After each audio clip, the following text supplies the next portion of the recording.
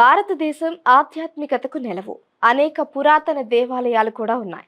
అందుకనే మన దేశాన్ని దేవాలయాల దేశం అని కూడా పిలుస్తారు. ఈ ఆలయాలన్నింటికీ సొంత ప్రత్యేకత ఉంది. కొన్ని ఆలయాలు రహస్యాలకు నెలవు. ఈ ఆలయాలను చూసినా, వీటికి చెందిన విషయాలను విన్నా కూడా ఆశ్చర్యపోతారు.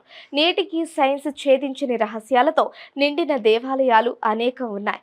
వీటిల్లో ఒకటి అతి పురాతన ఆలయం. ఈ ఆలయంలో ప్రధాన దైవం శివుడిని అశ్వత్థామ స్వయంగా పూజించడానికి వస్తాడని నమ్మకం.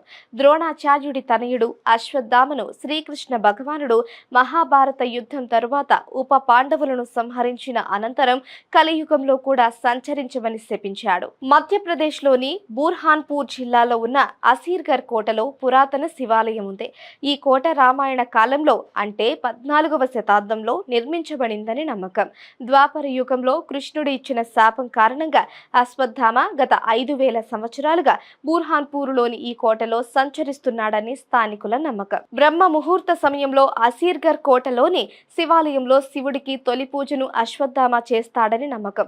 పూజారులు ఆలయ తలుపులు తెరవక ముందే శివుడిని పూజించి వెళ్లిపోతాడని, అందుకు సాక్ష్యంగా రోజు ఉదయం శివలింగంపై తాజా పువ్వులు, విభూది ఉంటాయని పూజారులు చెబుతారు.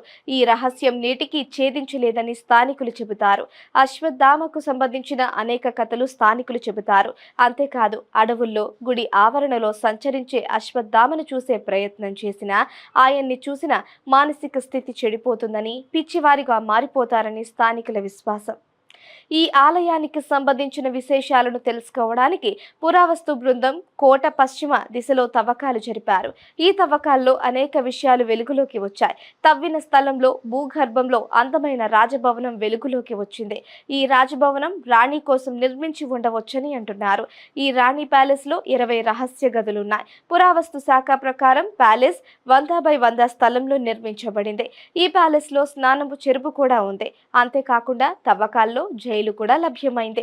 జైలుకి ఇనుప కిటికీలు, తలుపులు కూడా ఉన్నాయి.